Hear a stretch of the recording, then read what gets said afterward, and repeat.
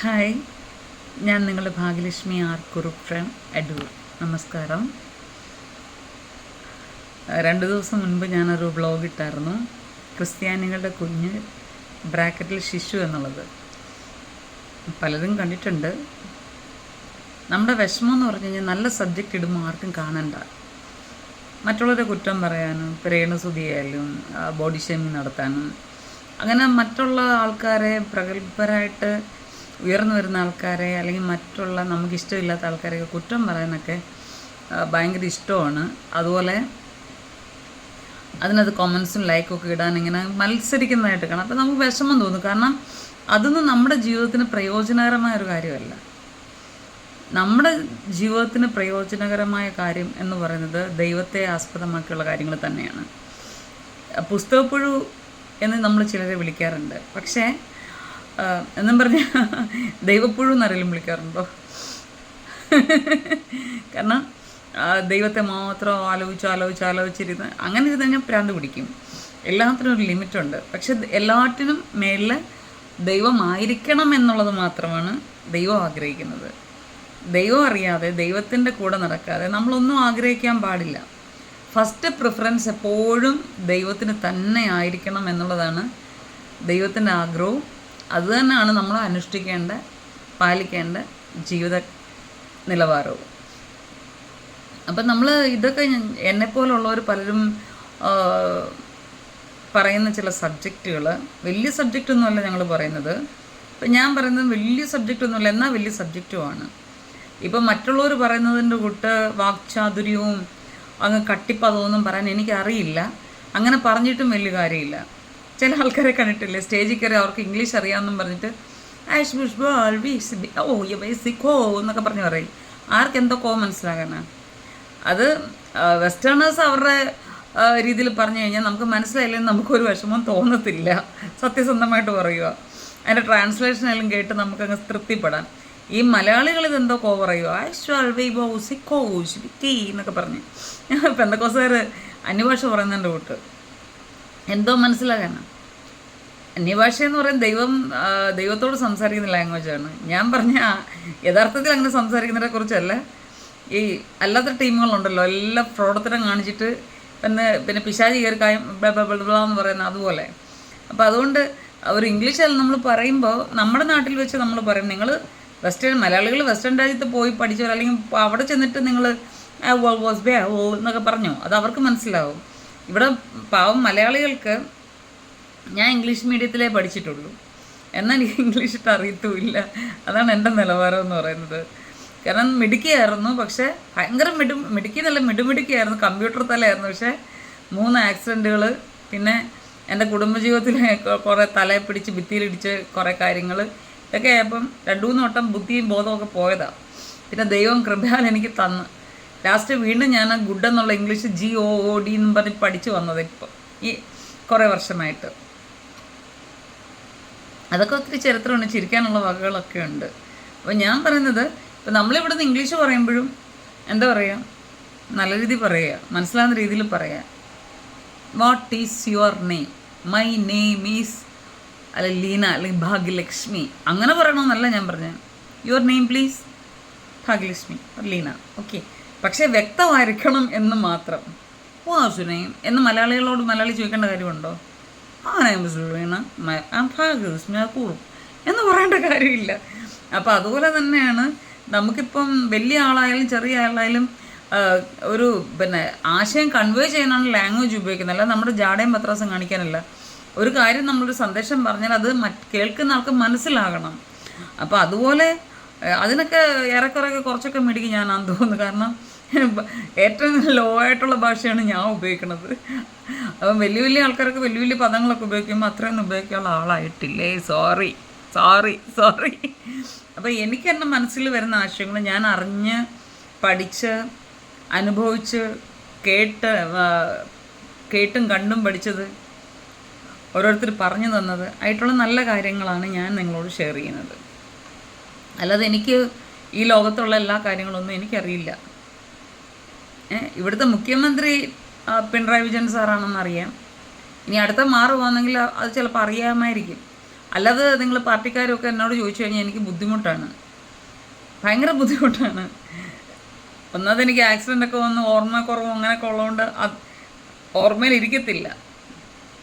അപ്പോൾ അങ്ങനെയൊക്കെയുള്ള ചില കാര്യങ്ങളൊക്കെയാണ് എനിക്കറിയാവുന്നത്. എനിക്ക് കറക്റ്റായിട്ട് അറിയാവുന്ന എന്തോ നെഹ്റുവിനെ അറിയാം, ഇന്ദിരാജി അറിയാം, മഹാത്മാഗാന്ധിജി അറിയാം, പിന്നെന്തോ ഗാന്ധി, രാജീവ് ഗാന്ധി, സഞ്ജയ് ഗാന്ധി, പിന്നെന്തോ EMS നമ്പൂതിരിപ്പാട്, നായനാർ, എനിക്ക് ഭയങ്കര ഇഷ്ടമായിരുന്നു നായനാർ, അച്ചുമാമയുടെ ഫുൾ നെയിം ചോദിച്ചു കഴിഞ്ഞാൽ എനിക്ക് അറിഞ്ഞുകൂടാ. അച്ചുമാമ എന്ന് ഞാൻ പറയുന്നത്, എനിക്ക് അച്ചുമാമയെ ഒത്തിരി ഇഷ്ടമാണ്, ഇഷ്ടമായിരുന്നു, ഇപ്പോഴും ഇഷ്ടമാണ്. കാരണം അതൊരു അയൺ സംഭവം തന്നെ അത്. പിന്നെ അതുപോലെ കെ കരുണാകരൻ, പിന്നെ ഇപ്പം പിണറായി വിജയൻ. ഓക്കെ, ഇങ്ങനെ കുറച്ച് കാര്യങ്ങളൊക്കെ അറിയാം. പിന്നെ BJP അറിയാം, കമ്മ്യൂണിസ്റ്റ് അറിയാം. കമ്മ്യൂണിസ്റ്റിന് പിന്നെ ഈ ചന്ദ്രക്കലയുണ്ട്, അതിനകത്ത് കതിരുണ്ട്, പിന്നെ ചുറ്റികയുണ്ട്. അതിനൊക്കെ ഇപ്പോൾ ചോദിച്ചു കഴിഞ്ഞാൽ എനിക്കറിയത്തില്ല.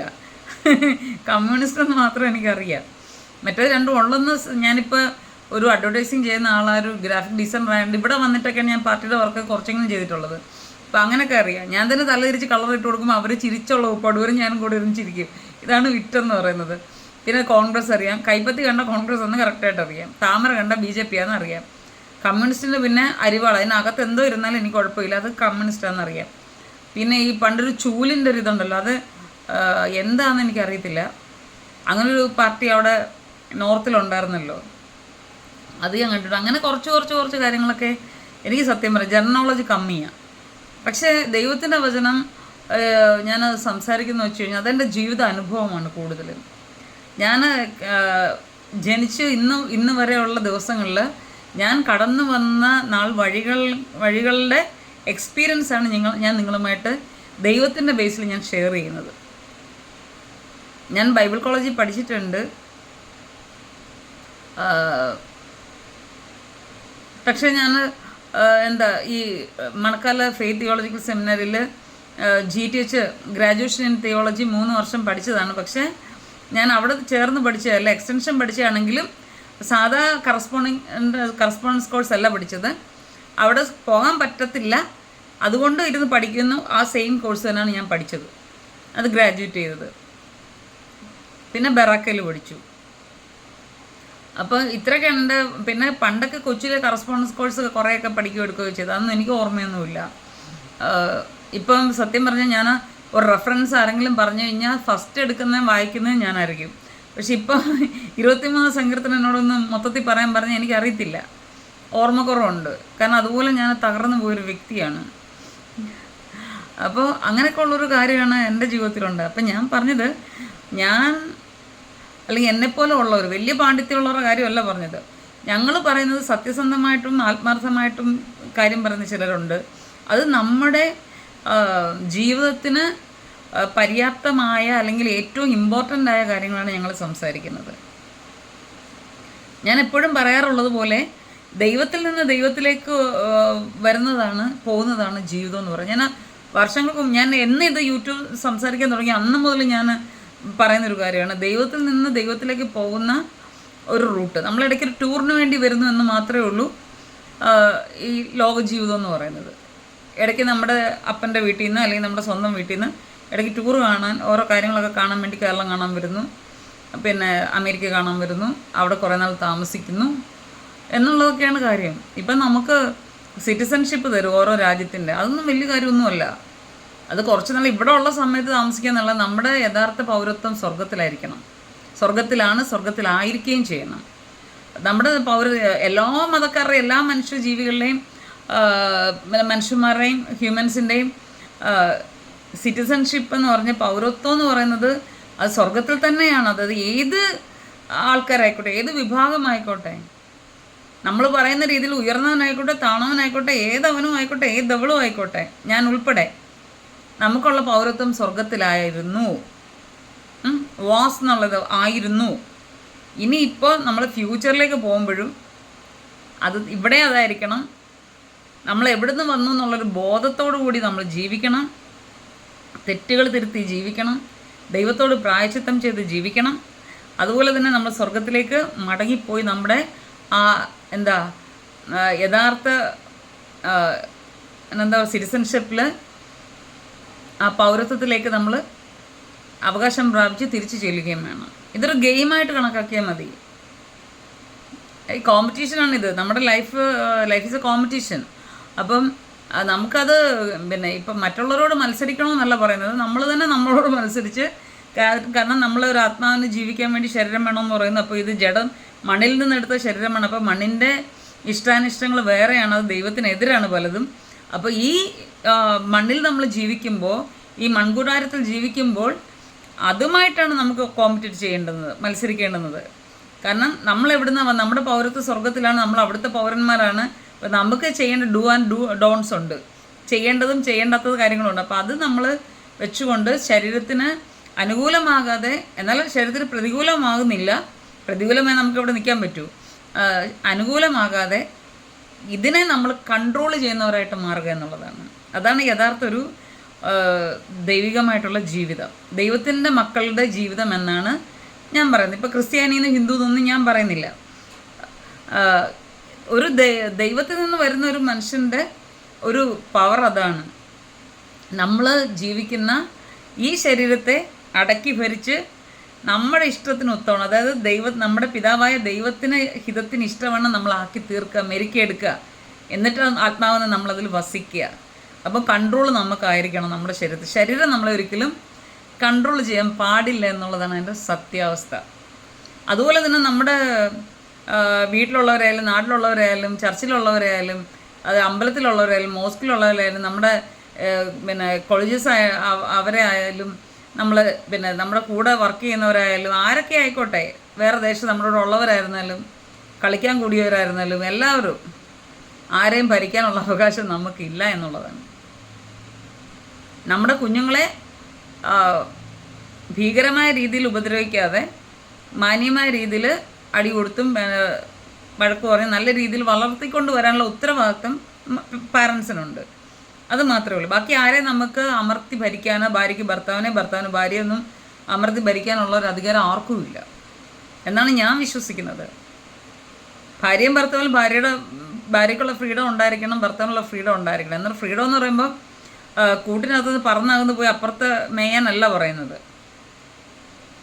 നമ്മളൊരു വീടിനുള്ളിലായിരിക്കുമ്പോഴും നമുക്ക് നമ്മുടേതായിട്ടുള്ള ഫ്രീഡം ഉണ്ടായിരിക്കണം, നമുക്ക് ചിന്തിക്കാൻ. അപ്പോൾ ഭർത്താവ് പറയുന്നത് മാത്രമേ അനുസരിക്കാവൂ എന്നൊക്കെ പറയുന്ന പഴയ കാലത്ത് ഇപ്പോഴും ആൾക്കാരുണ്ട്.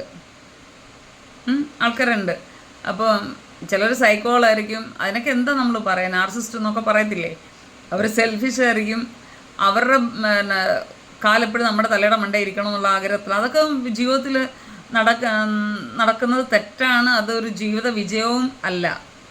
ജീവിതത്തെ പരാജയത്തിലേക്ക് കൂപ്പ് കുത്തിക്കൊണ്ട് പോകുന്ന, അല്ലെങ്കിൽ അത് തന്നെയല്ല, നമ്മുടെ പിതാവായ ദൈവത്തിൻ്റെ കയ്യിൽ നിന്ന് നമുക്ക് ശരിക്കും ശിക്ഷ വാങ്ങിത്തരുന്ന കാര്യങ്ങളാണ് ഈ ദുർഭരണം എന്ന് പറയുന്നത്. അത് വേറൊരു കാര്യം. ഞാൻ പറയാൻ വന്ന സബ്ജക്റ്റ് വേറെയാണ്. കാരണം ഞാനിപ്പോൾ ഇത്രയൊക്കെ പറഞ്ഞതേ ഉള്ളൂ. ഞാൻ പറയാൻ വന്ന സബ്ജക്റ്റ് ഇതാണ്. നമുക്ക് നമ്മുടെ ജീവിതത്തിൽ ദൈവം ചില പ്രമാണങ്ങളും കാര്യങ്ങളൊക്കെ തന്നിട്ടുണ്ട്. അപ്പോൾ ഈ ക്രൈസ്തവ ജീവിതത്തിൽ തന്നെ ഹോളി ബൈബിള് എല്ലാ പുസ്തകങ്ങളുടെയും ചക്രവർത്തിയായിട്ടാണ് അറിയപ്പെടുന്നത് ലോകത്ത്. അപ്പോൾ ഇതിനകത്ത് കുറേ പ്രമാണങ്ങളും കാര്യങ്ങളും ഒക്കെ തന്നിട്ടുണ്ട്. ഞാൻ എപ്പോഴും പറയുന്ന പോലെ, പലപ്പോഴും പറഞ്ഞിട്ടുള്ളത് പോലെ തന്നെ ഇതിനകത്ത് നല്ലതും തീയതുമായിട്ടുള്ള കാര്യങ്ങളുണ്ട്. അതുപോലെ ഒരു വചനത്തിന് ഇണയുണ്ട്. ഇപ്പോൾ ഉൽപ്പത്തി പുസ്തകത്തിലൊരു വചനം ഉണ്ടെങ്കിൽ അതേപോലെ സെയിം ഒരു വചനം പുതിയ നിയമത്തിലും കാണും. അപ്പോൾ അങ്ങനെ ഒരു ഇണയോട് കൂടിയ വചനങ്ങളാണ് ഇതിനകത്ത്. അതിനകത്ത് നന്മയും തിന്മയും ഉണ്ട്. അതുപോലെ പരിശുദ്ധാത്മാവിനെ എഴുതപ്പെട്ട ഈ തിരുവചനം, ഈ ഹോളി സ്ക്രിപ്ചർ നമ്മൾ പരിശുദ്ധാത്മാവിനെ പ്രാപിച്ച് അതിനനുസരിച്ച് വായിക്കുമ്പോഴാണ് നമുക്ക് നല്ലത് ഏതാണ് ഏതാണെന്ന് തിരഞ്ഞെടുക്കാൻ പറ്റും. കാരണം ഞാൻ എപ്പോഴും പറയുന്ന പോലെ ഈ ഹോളി ബൈബിളിൽ സെക്സ് വരെ കറക്റ്റായിട്ട് കൊടുത്തിട്ടുണ്ട്. അപ്പം പരസ്പരം എങ്ങനെ സ്നേഹിക്കണം, ലാളിക്കണം എന്നൊക്കെ ഉത്തമഗീതത്തിലൊക്കെ പറയുന്നുണ്ട്. അപ്പം എല്ലാ കാര്യങ്ങളും ഇതിനകത്ത് ഉണ്ടായിട്ടുണ്ട്. ചില ആൾക്കാർ പറയും, ഹിന്ദുക്കളായാലും പറയും, അവിടെ എല്ലാം സെക്സ് അല്ലേ എഴുതി വെച്ചിരിക്കുന്നത്, എന്താ ബൈബിൾ മൊത്തം സെക്സ് ആണ് എഴുതി വെച്ചിരിക്കുന്നത്. ഒരിക്കലുമല്ല. കാരണം ഒരു മനുഷ്യജീവിതത്തിൽ ചെയ്യേണ്ട കാര്യങ്ങളെല്ലാം ഇതിനകത്തുണ്ട്. ഒരു ലൈഫിൻ്റെ മിനിയേച്ചറാണ് ഇതിനകത്ത് കൊടുത്തേക്കുന്നത്. ഫുള്ള് ഇപ്പോൾ യേശു കർത്താവ് ചെയ്ത എല്ലാ കാര്യങ്ങളും അത്ഭുതങ്ങളും പിന്നെ പ്രസംഗങ്ങളൊന്നും ഇതിനകത്ത് കൊടുത്തിട്ടില്ല. അങ്ങനെയാണെങ്കിൽ ഈ ബൈബിള് മതിയാകുമോ? ഒക്കില്ല. നമുക്ക് അത്യാവശ്യമായിട്ട്, കാരണം പിതാവായ ദൈവത്തിൻ്റെ ആഗ്രഹം, ഹിതം എന്ന് പറയുന്നത് നമ്മുടെ ശുദ്ധീകരണമാണ്. ദൈവത്തിൻ്റെ ഇഷ്ടം എന്ന് പറയുന്നത് നമ്മുടെ ശുദ്ധീകരണമാണ്. അപ്പം നമ്മൾ ദൈവത്താൽ, യേശുവിൻ്റെ രക്തത്താലും, കാരണം യേശുവാണല്ലോ നമുക്ക് വേണ്ടി പാപങ്ങളുടെ മോചനത്തിന് വേണ്ടി യാഗമായത്. മരിച്ചടക്കപ്പെട്ട് ഉയർത്തെഴുന്നേറ്റ് ഇന്ന് പിതാവായ ദൈവത്തിൻ്റെ വലതുഭാഗത്ത് നമുക്ക് വേണ്ടി വാദിച്ചുകൊണ്ടിരിക്കുന്ന ദൈവമാണ്. ഏക മധ്യസ്ഥൻ യേശു കർത്താവ് മാത്രമാണ്. അതിൻ്റെ ഇടയ്ക്ക് പറയാം, പലരും മരിച്ചവരെ മധ്യസ്ഥരായിട്ട് കണക്കുണ്ട്. അയ്യോ, ഇന്ന പിതാവേ, ഇന്ന മാതാവേ, ഞങ്ങൾക്ക് വേണ്ടി അപേക്ഷിക്കണം. ഈ എന്താ പറയുക, ഈ 21-ാം നൂറ്റാണ്ടിൽ അങ്ങനെയുള്ള ആൾക്കാരുണ്ടല്ലോ എന്ന് ഓർക്കുമ്പം സത്യം പറയുക ലജ്ജ തോന്നുവാണ്.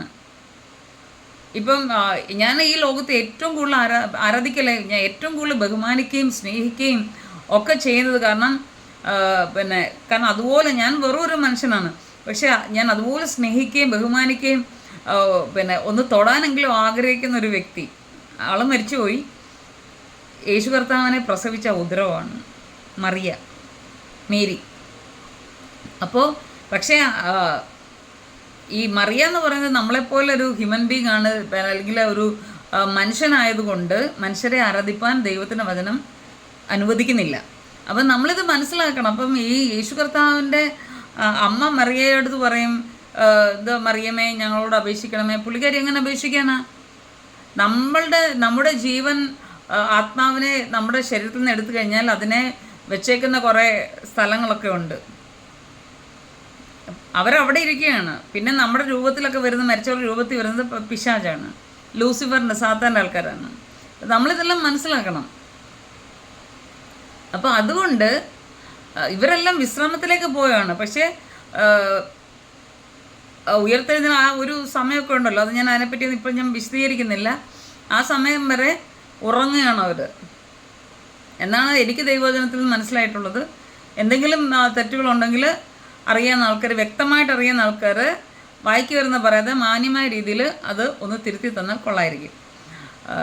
കമൻസ് ഇടുക. കാരണം ഇങ്ങനെ നല്ല കാര്യങ്ങൾ പറഞ്ഞു കഴിഞ്ഞാൽ ആരും മൈൻഡ് ചെയ്യത്തില്ല. അത് ക്രിസ്ത്യാനികൾ പോലും, പ്രത്യേകിച്ച് പെന്തക്കോസ്തുകാർ ഇത് മൈൻഡ് പോലും ചെയ്യത്തില്ല.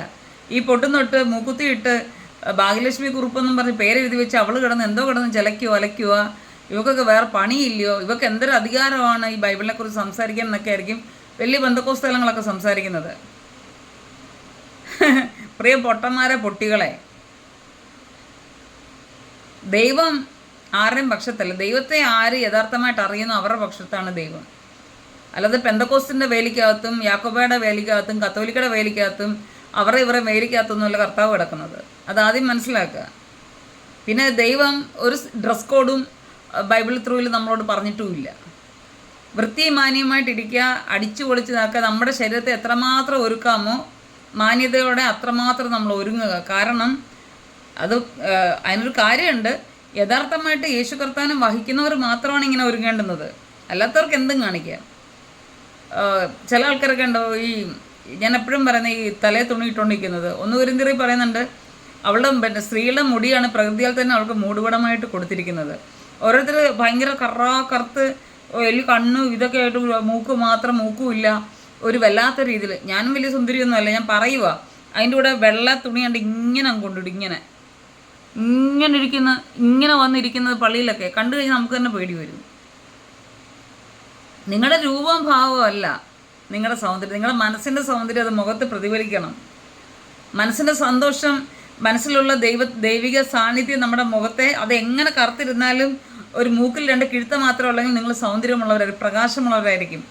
അപ്പോൾ നമ്മുടെ കുഞ്ഞുങ്ങൾ നല്ല രീതിയിൽ ഒരുങ്ങിക്കെട്ടി തുള്ളിച്ചാടി നടക്കുന്നത് പോലെയാണ് ദൈവം നമ്മളെക്കുറിച്ച് ആഗ്രഹിക്കുന്നത് മനസ്സിലാക്കുക. ഈ ആവശ്യമില്ലാത്ത തലേ തുണിയിട്ട് ദൂതന്മാർ ഇത് പറയും. ഞാൻ കഴിഞ്ഞ വീഡിയോയിലും പറഞ്ഞത്, ഓരോ വീഡിയോയിലും ഞാൻ പറയുന്നത് കാരണം എല്ലാ വീഡിയോയും എല്ലാവരും കാണുന്നില്ല. ഇത് ഒരെണ്ണം പോലും ശരിക്കും ഓരോരുത്തർ കാണത്തില്ല. അപ്പോൾ പുരുഷന് അധീനപ്പെട്ടിരിക്കുക, അല്ലെ പിന്നെ ദൂതന്മാർ ഏതാണ്ടൊക്കെ ചെയ്യുമെന്നൊക്കെ പറഞ്ഞിട്ടല്ലയോ, കാണുമെന്നൊക്കെ പറഞ്ഞിട്ടല്ലോ ഇങ്ങനെയൊക്കെ ഇരിക്കുന്നത്. ആണ് ഭർത്താവിനോട് ഭയവും ഇല്ല. ഭർത്താവിനെ വായിക്ക് വരുന്ന ചീത്തയും കായും മായും പൂവൊക്കെ വിളിച്ച് കണ്ടവന്മാരോടെയും പോയി എല്ലാവരും സെക്ഷൽ ചൊവ്വയുള്ള സംസാരങ്ങൾ സംസാരിച്ചിരിക്കുന്ന സ്ത്രീയെ അല്ലെ യുവതിയെ പെൺകുഞ്ഞ് നീ എന്തിനാണ് ഈ തലേ തുണി ഇടുന്നത്? അതുപോലെ പുരുഷനോട് ഞാൻ ചോദിക്കുകയാണ്, ക്രിസ്തു സഭയെ സ്നേഹിച്ചതുപോലെ ഭാര്യയെ സ്നേഹിക്കണമെന്ന് പറഞ്ഞിട്ട് പുരുഷ നീ എന്തുവാ ചെയ്യുന്നത്? നീ ഭാര്യയെ സ്നേഹിക്കുന്നുണ്ടോ? ചേർത്ത് പിടിക്കുന്നുണ്ടോ? ചില ആൾക്കാർ പറഞ്ഞു ഞാൻ തിന്നാനും എടുക്കാനൊക്കെ എല്ലാം കൊണ്ട് കൊടുക്കുന്നുള്ളൂ. അങ്ങനെയാണോ ഭാര്യയെ സ്നേഹിക്കുന്നത്? ക്രിസ്തു സഭയെ സ്നേഹിച്ചതുപോലെ എല്ലാറ്റിലും പരിപോഷിപ്പിച്ചും പരിപാലിച്ചും കൂടെ നിർത്തി നെഞ്ചോട് ചേർത്ത് നിർത്തിയുമാണ് സ്വന്തം ഭാര്യയെ. മറ്റ് സ്ത്രീകളുടെ കാര്യമല്ല കേട്ടോ പുരുഷന്മാരെ പറയുന്നത്, പ്രത്യേകിച്ച് പെന്തക്കോസ്ത് പുരുഷന്മാരെ. ബാക്കി എല്ലാവരെക്കാളും ഭയങ്കര വിശുദ്ധിയും എല്ലാം കയറി കിടക്കുന്നത് പെന്തക്കോസ്തുകാർക്കല്ലേ. അപ്പോൾ അതുകൊണ്ട് ഞാൻ പറഞ്ഞു, ഞാനും പെന്തക്കോസ്ത് അനുഭവമുള്ള ട്രൂ ക്രിസ്ത്യനാണ്. ഞാനും കുറേ ജീവിതത്തിൽ അനുഭവിച്ചതാണ് ഈ കാര്യങ്ങളൊക്കെ. അപ്പോൾ അതുകൊണ്ട് മാനം മര്യാദയ്ക്ക് നമ്മൾ ജീവിക്കുക എന്നുള്ളത് മാത്രമല്ല, ദൈവത്തിൻ്റെ ഇഷ്ടം നമ്മുടെ ശുദ്ധീകരണമാണ്. ഈ ജഡത്തിൽ ജീവിക്കുമ്പോൾ നമ്മുടെ ആത്മാവിന് അല്ലെങ്കിൽ നമ്മളെന്ന ആത്മാവിന് പലവിധമായ തെറ്റുകുറ്റങ്ങൾ വരാം. ആ വരുമ്പോൾ അതിനെ കൺട്രോൾ ചെയ്ത് പരിശുദ്ധാത്മാവിനാൽ അതിനെ നമ്മളിൽ നിന്ന് നീക്കം ചെയ്ത് അതിൽ നിന്ന് രക്ഷപ്പെടുവാനുള്ള അഭിഷേകമാണ് നമ്മൾ ദൈവത്തിൽ നിന്ന് പ്രാപിക്കേണ്ടുന്നത്. ത്രൂ ഹോളി സ്പിരിറ്റ്, പരിശുദ്ധാത്മാവിൽ കൂടി നമ്മളത് പ്രത്യേകം അറിയുക. അപ്പം ഞാൻ പറഞ്ഞു, ദൈവത്തിൽ നിന്ന് ദൈവത്തിലേക്ക് പോകുന്ന യാത്രയുടെ ഇടയ്ക്ക് ജസ്റ്റ് ടൂറിന് യാത്രയുടെ ഇടയ്ക്കെന്ന് പറയേണ്ട കാര്യമില്ല. നമ്മുടെ വീട്ടിൽ നിന്ന് നമ്മൾ ടൂറ് വന്നു, ആ ടൂറ് കഴിഞ്ഞിട്ട് തിരിച്ച് വീട്ടിലേക്ക് പോകുന്നു. ആ വീട്ടിലേക്ക് പോകുന്നതാണ് മരണമെന്ന് പറയുന്നത്. ഇതിൻ്റെ ഇടയ്ക്കുള്ള വഴിയാണ് ടൂറിൽ ഇങ്ങനെ വട്ടം കറങ്ങി നടക്കുന്നതാണ് നമ്മുടെ ജീവിതം എന്ന് പറയുന്നത്. അത്രേ ഉള്ളൂ, സംഭവം അത്രേ ഉള്ളൂ. അല്ലാതെ വലിയ വലിച്ചു കീറി പറയേണ്ട കാര്യമൊന്നുമില്ല. അപ്പം നമ്മുടെ വീട്ടിൽ നിന്ന് കുഞ്ഞുങ്ങളെ എവിടെയെങ്കിലും വിട്ടു കഴിഞ്ഞാൽ അവർ MDMA MDMAയോ എന്തോ കുന്തോന്നോ ആർക്കറിയാം, ഇതെല്ലാം ചരസോ കുന്തോ എന്തോ കഞ്ചാവോ ഇതൊക്കെ വലിച്ച് വെള്ളം അടിച്ച് തോന്നി പോലെ നടന്നിട്ട് തിരിച്ച് വീട്ടിൽ കയറി വരാൻ പറ്റുമോ? നിങ്ങൾ കയറ്റുമോ ആ പിള്ളേരെ? ലക്കലഗാനം ഇല്ലാതെ വരുന്ന പിള്ളേരെ കയറ്റുമോ? അല്ലെങ്കിൽ ശിക്ഷിക്കത്തില്ലയോ? അതുമാത്രമാണ് ദൈവം ചെയ്യുന്നത്. നമ്മുടെ ജീവിതം, നമ്മുടെ മരണം, നമ്മുടെ രക്ഷ, ജയം എല്ലാം, സ്വർഗപ്രാപ്തി എല്ലാം ഈ ഒരു കാറ്റഗറിയിൽ തന്നെ വരുന്നൊരു കാര്യമാണ്. അപ്പോൾ നമ്മളത് മനസ്സിലാക്കണം. പിന്നെ ഞാൻ പറയാൻ വന്നത് വേറൊരു വിഷയം കൂടെയാണ്. കാരണം ഈ യേശു ഒരാളേ ഉള്ളൂ. അത് ഞാൻ പലപ്പോഴും പറയുന്ന കാര്യം, യേശു ഒരാളേ ഉള്ളൂ. ആ ഒരാളായ യേശുവിനെ ഈ തീട്ടത്തിനകത്ത് വന്ന് കിടന്ന് കാക്ക കിടന്ന വലിച്ചു വാരി ഇടുന്നതിൻ്റെ കൂട്ട്, അല്ലെങ്കിൽ ചപ്പചാവർ ഇട്ടിട്ട് വലിച്ചു വാരി ഇടുന്നതിൻ്റെ കൂട്ട് യേശുവിനെ ക്രിസ്ത്യാനികളെന്ന് പറഞ്ഞാൽ കുറേ പിശാചുക്കളെല്ലാം കൂടെ ഇങ്ങനെ വലിച്ചങ്ങ് കീറിയിട്ടേക്കുക. എന്നിട്ട് അതിൽ നിന്ന് അവർക്ക് ഇഷ്ടമുള്ള ഭാഗത്തിൻ്റെ നമുക്കിപ്പോൾ ഒരു കോഴി കിട്ടിയാലും എല്ലാവരും പിടിക്കുന്ന കാലിൻ്റെ തുടയില ഇല്ലയോ? കാലിൻ്റെ തുടയുടെ താഴെ പിടിക്കുമോ? അതില്ല, കാലിൻ്റെ തുടയിലാണ് പിടിക്കുന്നത്. അങ്ങനെ ഓരോരുത്തർക്ക് അവനവന് ഇഷ്ടമുള്ള ഭാഗം അവർ എടുത്തിട്ട് പുതിയൊരു സഭ ഉണ്ടാക്കുക. മാനുഷികമായ നിയമങ്ങളെ ഉൾക്കൊള്ളിച്ചുകൊണ്ട് യേശു കർത്താവിനെ മറന്ന് യേശു കർത്താവിനെ സഭയുടെ വെളിയിൽ നിർത്തി, അവരുടെ ജീവിതത്തിൻ്റെ വെളിയിൽ നിർത്തി അവർ പുതിയ സഭകൾ ഉണ്ടായിക്കൊണ്ടിരിക്കുക. എങ്ങനെ വന്നു ഈ Yakobaya, salvation army, church of God, IPC, പിന്നെന്തുവാ ബ്രദറിന്, TPM, ഇങ്ങനെ കുറേ എണ്ണം ഉണ്ടല്ലോ, മർത്തോമ, ഇങ്ങനെ കുറേ എണ്ണം ഉണ്ട്. ഇതൊക്കെ എങ്ങനെ വന്നതാ? ബാപ്റ്റിസ്റ്റ്, ഇതൊക്കെ എങ്ങനെ വന്നതാ? ആകെപ്പാടെ ഒരു യേശു കർത്താവ് മാത്രമേ ഉള്ളൂ. ദൈവം ഒരാൾ മാത്രമാണ് ദൈവം. ആ ദൈവത്തിൻ്റെ തിരുവചനം എന്ന് പറയുന്നത് ദൈവം തന്നെയാണ് നമ്മൾ പഠിക്കുന്നുണ്ട്. ആ തിരുവചനത്തെ വലിച്ചു കീറി ഓരോ പോർഷൻസ് എടുത്തുകൊണ്ട് പോയി ഇതൊക്കെ ചെയ്ത് നിനക്ക് ആരാ അധികാരം തന്നത്? ആ തന്നാളുടെ പേര് ഞാൻ പറയട്ടെ, ലൂസിഫർ, സാത്താൻ.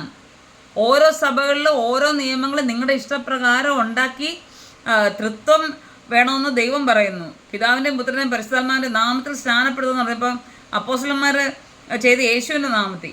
അതെന്താ ചെയ്തതെന്നറിയോ?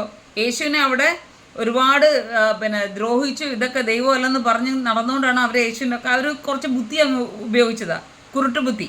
പക്ഷെ അത് കൾട്ടായിട്ട് വന്നു. ഇപ്പോൾ അവർ യഥാർത്ഥ അഭിഷേകത്തിൽ ആലോചിച്ചിരുന്ന അവരും പിതാവിൻ്റെയും പുത്രൻ്റെയും പരിശുദ്ധാത്മാവിൻ്റെ നാമത്തിൽ മാത്രമേ അവർ സ്നാനം കഴിക്കുകയുള്ളൂ. യേശു കർത്താവ് കാണിച്ചതിന് അപ്പുറത്താണ് അപ്പോസ്തലന്മാർ കാണിച്ചേക്കുന്നത്. അത് നമുക്ക് അംഗീകരിക്കാനും ന്യായീകരിക്കാനും പറ്റില്ല. കാരണം അത് പ്രശ്നം എന്ന് പറയുന്നത് നമുക്കറിയാം എന്താണ് യേശുവിൻ്റെ നാമത്തിൽ സ്നാനം കഴിപ്പിച്ചത് നമുക്കറിയാം. കാരണം അത് യേശു ദൈവം തന്നെയാണെന്ന് ഒന്ന് ജസ്റ്റ് കാണിക്കാൻ വേണ്ടിയാണ്. പക്ഷെ ഇന്നുള്ള ആൾക്കാരെന്തോ അതും ഒരു സഭയുടെ നിയമമാക്കി പിതാവില്ല, പുത്രനും പരിശുദ്ധാത്മാവുള്ളവർ കൾട്ടാക്കി ദുരുപദേശമാക്കി മാറ്റി വേറെ സഭയാക്കി. അപ്പോൾ പിശാചി കളിച്ച് കളി നോക്കി അപ്പോസ്റ്റലന്മാരിൽ കൂടി. നമ്മളിതെല്ലാം ചെയ്ത് യേശു കർത്താവ് എന്താണ് പറയുക? പുതിയ നിയമമാണ് ഇപ്പോഴത്തെ നമ്മുടെ യേശു കർത്താവ് ജീവിച്ച് പോയതിന് ശേഷം നമുക്ക് തന്നിരിക്കുന്ന ഇതാണ് പരിശുദ്ധാത്മാവ്, ഈ പുതിയ നിയമം എന്ന് പറയുന്നത്.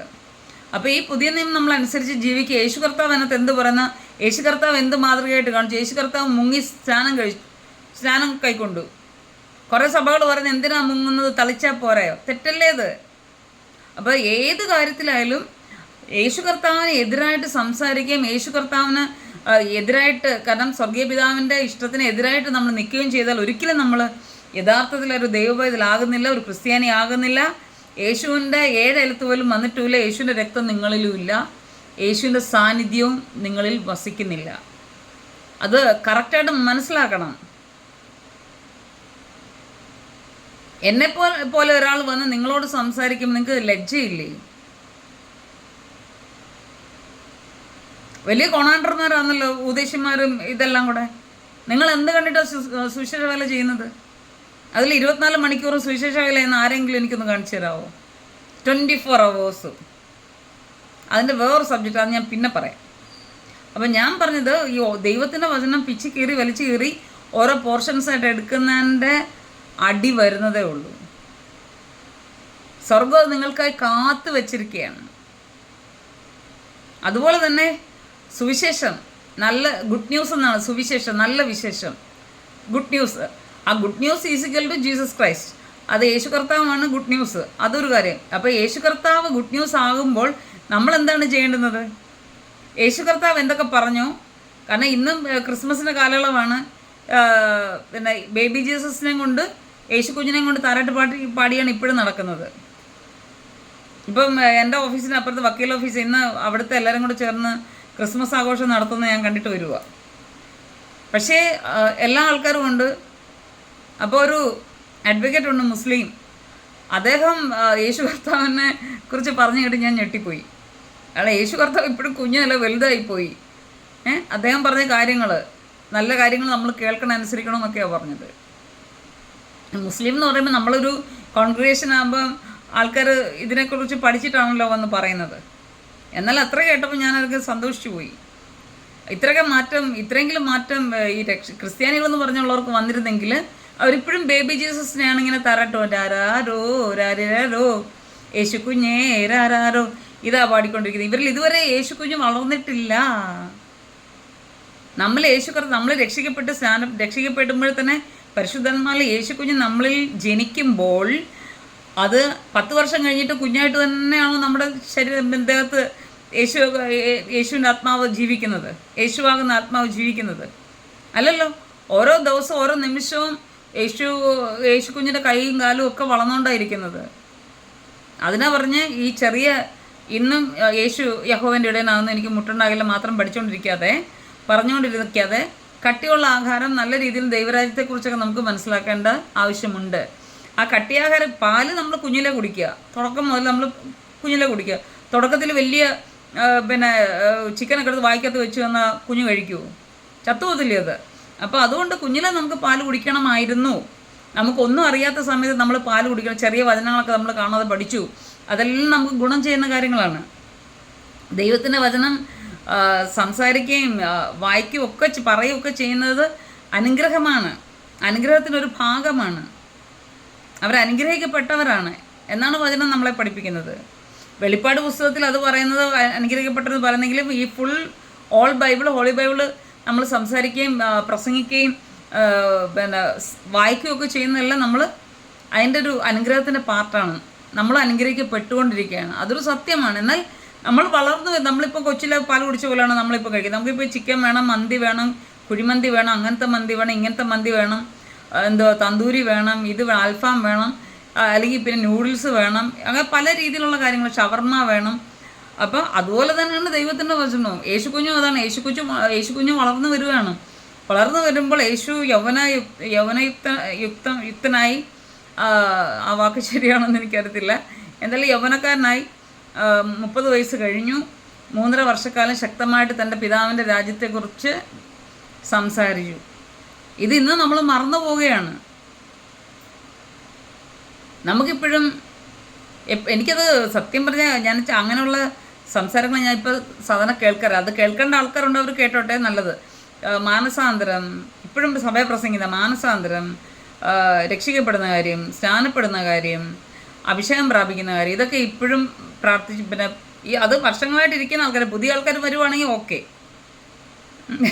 സഭയിലൊരു പുതിയ കസ്റ്റമർ വരുവാണെങ്കിൽ ഓക്കെ. പഴയ കസ്റ്റമേഴ്സാണ് ഇരിക്കുന്നത് മൊത്തം. അപ്പോൾ ഈ വർഷങ്ങളായിട്ട് ഇത് തന്നെ കേൾക്കുക, ഉറങ്ങിയിരിക്കുന്നൊരു ഹലലിയ പറഞ്ഞാൽ ഹലലിയും പറയും, കൂടെ 2 അന്യഭാഷയും പറയും. ഇങ്ങനെയുള്ള ടീംസാണ്, കസ്റ്റമേഴ്സാണ് സഭയിലുള്ളത്. അപ്പം നയിക്കുന്നവരും കണക്കാ, നയിക്കപ്പെടുന്നവരും കണക്കാ. ഇതെല്ലാം വിഷമകരമായ ഒരു സംഭവങ്ങളാണ്. അപ്പം നമ്മൾ ചെയ്യേണ്ടത്, യേശു കർത്താവ് എന്താ പറഞ്ഞത്? സുവിശേഷം എന്ന് പറയുന്നത്, ഗുഡ് ന്യൂസ് എന്ന് പറഞ്ഞാൽ യേശു കർത്താവ് തന്നെയാണ്. അപ്പോൾ യേശു കർത്താവിലുള്ളതാണ് പിന്നെ മാനസാന്തരപ്പെടുക, രക്ഷിക്കപ്പെട്ടും അൽമാനസാന്തരപ്പെടുക, രക്ഷിക്കപ്പെടുക, സ്നാനപ്പെടുക. ഇതെല്ലാം യേശു കർത്താവിന് വേണ്ടി നമ്മൾ ചെയ്യുന്നതാണ്, യേശു കർത്താവിനെ ഓർക്കുന്നതാണ്. യേശു കർത്താവിൻ്റെ ക്രൂശീകരണത്തിൽ നമ്മൾ പിന്നെ ദുഃഖിക്കുകയോ ഒപ്പം സന്തോഷിക്കുകയും ചെയ്യുന്നുണ്ട്. കാരണം ദൈവത്തിൻ്റെ പത്രോസിനെ പോലെ അയ്യോ അങ്ങനെ വേണ്ട, കൊല്ലണ്ട എന്നൊക്കെ പറയുന്നത് പൈശാചി. ഇതല്ല, നമ്മൾ മർമ്മം മനസ്സിലാക്കണം. പരിശുദ്ധാത്മാവിനാൽ ദൈവത്തിൻ്റെ വചനത്തിൻ്റെ മർമ്മം, ദൈവത്തിൻ്റെ ഹിതത്തിൻ്റെ മർമ്മം നമ്മൾ മനസ്സിലാക്കി കഴിഞ്ഞാൽ ക്രൂശീകരണത്തിൽ നമ്മൾ സന്തോഷിക്കും. കാരണം നമ്മുടെ കർത്താവ്, നമ്മുടെ മണവാളൻ ആയ യേശു കർത്താവ്, അല്ലെങ്കിൽ നമ്മുടെ തലയായ അല്ലെങ്കിൽ യേശു കർത്താവ്, നമ്മുടെ എല്ലാമായ യേശു കർത്താവ്, പ്രാണപ്രിയനായ യേശു കർത്താവ് ആരാ? പിശാചിൻ്റെ, ലൂസിഫറിൻ്റെ, സാത്താൻ്റെ തലയെ തകർത്തതാണ് കാൽവറിയിൽ, മരണത്തിൽ കൂടി. അപ്പോൾ അവിടെ നമ്മൾ സന്തോഷിക്കുകയാണ് ചെയ്യേണ്ടത്. സുരേഷ് ബാബു ബ്രദർ ഇടയ്ക്ക് പ്രസംഗം പറയും, ഞാൻ എവിടെയെങ്കിലും ചെന്നിട്ട് ആരെങ്കിലും എന്നെ തല്ലിക്കൊന്നു കഴിഞ്ഞാൽ നിങ്ങൾ കരഞ്ഞു വിളിക്കരുത്, നിങ്ങൾ സന്തോഷിക്കണം, ആരാധിക്കണം. അപ്പം ഒത്തിരി, ഒന്നിന് പകരം ഒരുപാട് സുരേഷ് ബാബുമാർ ഉയർത്തെഴുന്നേൽക്കണം, കർത്താവിന് വേണ്ടി നിൽക്കും എന്നൊക്കെയാണ് പറയുന്നത്, രക്തസാക്ഷിത്വത്തെക്കുറിച്ചൊക്കെ പറയുന്നത്. ഓക്കെ, അതുപോലെ യേശു കർത്താവ് മരണപ്പെട്ടുവെങ്കിലും മരിച്ച് മാറിപ്പോകുന്നില്ല. ഇന്നലെ ശ്രീനിവാസ സാറ് മരിച്ചു. ഞാൻ ഒരുപാട് കരഞ്ഞു. എനിക്ക് ഒരുപാട് ഇഷ്ടമുള്ളൊരു മനുഷ്യനാണ്. അദ്ദേഹത്തെ ഒരു മനുഷ്യൻ എന്ന് വിളിക്കാം. കാരണം നല്ല ഗുണങ്ങളുള്ളൊരു വ്യക്തിയാണ്, വേർതിരിവും കാര്യങ്ങളൊന്നും നല്ല ഗുണങ്ങളുള്ളൊരു വ്യക്തിയാണ്. അതുപോലെ തന്നെ ഇന്നിങ്ങനെ ഉണ്ട്, സെലിബ്രിറ്റീസിനിടയിൽ ഇങ്ങനെ ഒരു കുടുംബം ഇങ്ങനെ ഇത്രത്തോളം ദുഃഖിക്കുന്നത് കണ്ടിട്ടില്ല. ആദ്യം ഞാൻ കണ്ടത് ഇന്നസെൻറ്റ് സാറിൻ്റെ ഇതിനകത്താണ്. പിന്നെ ആ കുടുംബം ഭയങ്കരമായിട്ട് ദുഃഖിക്കുകയും കരയുകയൊക്കെ ചെയ്യുന്നത് കണ്ടിട്ട്, അതിനേക്കാൾ ഉപരിയായിട്ടാണ് ഇപ്പം ധ്യാനം, പിന്നെ എന്താ വിനീതൊക്കെ അവർ സെലിബ്രിറ്റീസാണ്, അവർ വലിയ ആൾക്കാരാണ്, പദവിയുള്ളവരാണ്, മറ്റുള്ള ലോകത്തെ അറിയപ്പെടുന്നവരാണ്. എന്നിട്ട് പോലും സ്വന്തം അച്ഛൻ മരിച്ചപ്പോൾ കൊച്ചു കുഞ്ഞുങ്ങളെപ്പോലെ പൊട്ടിക്കരയുന്ന കാഴ്ച, അത് ഏതൊരു മനുഷ്യൻ്റെ ഹൃദയം തകർക്കുന്നതാണ്, കരയിക്കുന്നതാണ്. ഏതൊരു കഠിന ഹൃദയൻ്റെ കണ്ണ് നിറയിക്കുന്ന കാഴ്ചകൾ തന്നെയാണത്. കാരണം അതാണ് കുടുംബം. അതിനെപ്പറ്റി ഞാൻ പിന്നെ പറയാം.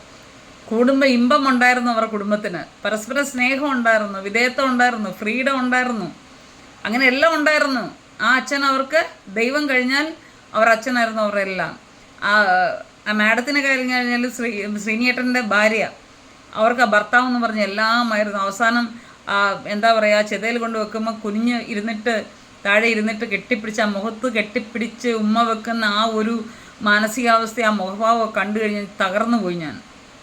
കാരണം ആർക്ക് കിട്ടും ഇങ്ങനെ നല്ലൊരു കുടുംബജീവിതം? നമ്മൾ ചിന്തിക്കണം. ഈ ക്രിസ്ത്യാനികളെന്ന് പറഞ്ഞ് നടക്കുകയും, നമ്മളവരെ ജാതികളെന്ന് പറയും, ക്രിസ്ത്യാനി അല്ലാത്തതുകൊണ്ട്. ഈ ക്രിസ്ത്യാനികളെന്ന് പറഞ്ഞ് നടക്കുകയും ചെയ്യുന്ന ആൾക്കാർക്ക് എല്ലാവരും പറയും പ്രത്യാശയിൽ അങ്ങ് ഉറച്ചിരിക്കുമോ. ആരും മരിച്ചാലും കുലുങ്ങത്തില്ല, പാലം കുലുങ്ങിയാലും കിളം കുലുങ്ങത്തില്ല എന്ന് പറഞ്ഞിട്ട് ഇങ്ങനെ ഇരിക്കും.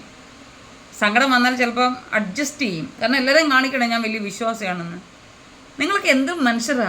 സ്വന്തം വീട്ടിലുള്ളവർ മരിക്കുമ്പോൾ നമ്മൾ ജീവനെപ്പോലെ സ്നേഹിച്ച് നമ്മളെ വളർത്തിയവരും നമ്മളെ ഇതാക്കിയവരൊക്കെ പരിപോഷിച്ചവരൊക്കെ മരിക്കുമ്പോൾ, നമ്മുടെ ഒരു ജീവിതത്തിനൊരു ഭാഗമായിട്ടുള്ള മരിക്കുമ്പോൾ എന്തിനായിശോ?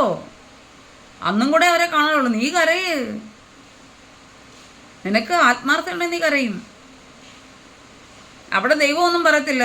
നീ ദൈവവേദനാണ്ട് പ്രത്യാശയുടെ വചനപ്രകാരം നീ അങ്ങ് ഇങ്ങനെ ഇരിക്കാനൊന്നും ദൈവം പറയത്തില്ല. ദൈവം തന്നെയാണ് ഈ വികാരവും വിചാരവും എല്ലാം തന്നിട്ടുള്ളത്, ഫീലിങ്സൊക്കെ തന്നിട്ടുള്ളത് ദൈവം തന്നെയാണ്. അതുള്ളൊരു മരണ വീട്ടിൽ ഇപ്പം സുപ്രിയ മേനോൻ പുള്ളിക്കാരി മാഡം പറഞ്ഞതുപോലെ അവിടെ വന്നപ്പം വീട്ടുകാർക്ക് പിന്നെ സ്നേഹിക്കാനും ഒന്നിനും പിന്നെ ബോഡി കിട്ടുന്നില്ല. അങ്ങ് കീഴിക്കൂടെ ഇടയ്ക്കൂടെ എല്ലാം മൊബൈലും ചാനലുകാരും കയറിയേക്കോ. അതൊക്കെ തെറ്റായിട്ടുള്ള കാര്യമാണ്. എല്ലാത്തിനും ലിമിറ്റ് വേണം. ഓക്കെ, അതവിടെ ഇരിക്കട്ടെ, ഞാൻ ഇതിൻ്റെ ഇടയ്ക്ക് പറഞ്ഞതേ ഉള്ളൂ.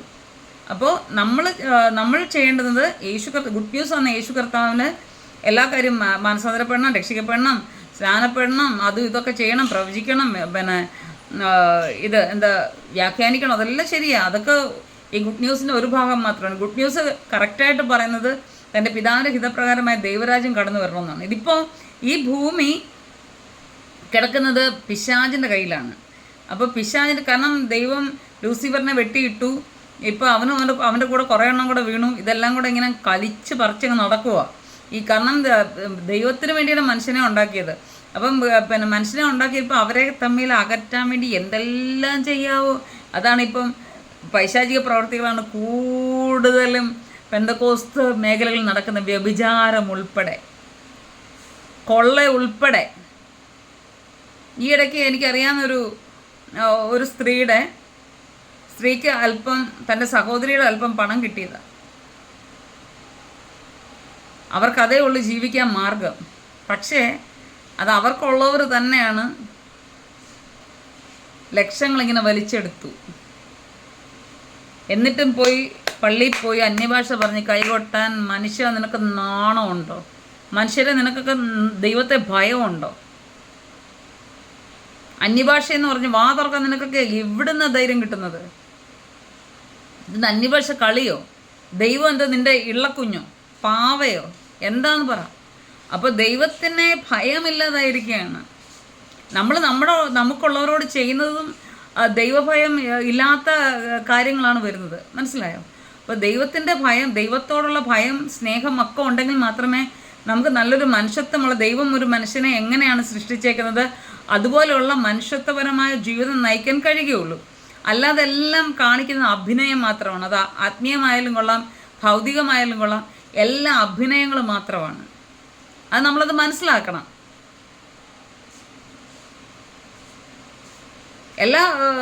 ഞാൻ ഇവിടുത്തെ വിശ്വാസിയാണ്, അല്ലെങ്കിൽ ഇന്ന സഭയിലെ വിശ്വാസിയാണ് ആയിക്കോ, എന്ന് നമുക്കെന്താ വേണം? നീ യഥാർത്ഥത്തിൽ ദൈവത്തെ അറിയുന്നുണ്ടോ? അതിനുപരി ദൈവം നിന്നെ അറിയുന്നുണ്ടോ? ദൈവം എന്നെ അറിയുന്നുണ്ടോ?